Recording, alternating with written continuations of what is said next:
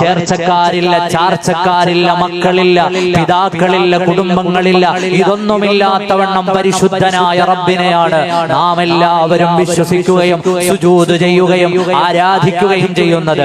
നമ്മുടെ സഹോദരങ്ങളായ ക്രൈസ്തവ വിശ്വാസികൾക്ക് ഈസാ പ്രവാചകർ അലൈഹിസ്സലാം യേശു ക്രിസ്തുവിനെ അവർ കാണുന്നത് ദൈവത്തിന്റെ പുത്രനായിട്ടാണ്.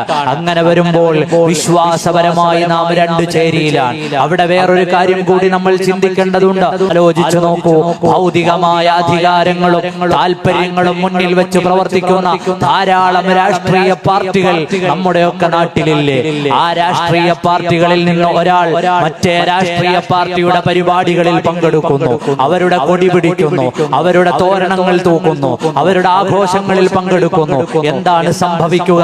അയാൾക്ക് മെമ്പർഷിപ്പ് ഉള്ള പ്രസ്ഥാനം ഏതാണോ ആ പ്രസ്ഥാനം പ്രാഥമിക അംഗത്വത്തിൽ നിന്ന് അയാളെ പുറത്താക്കും.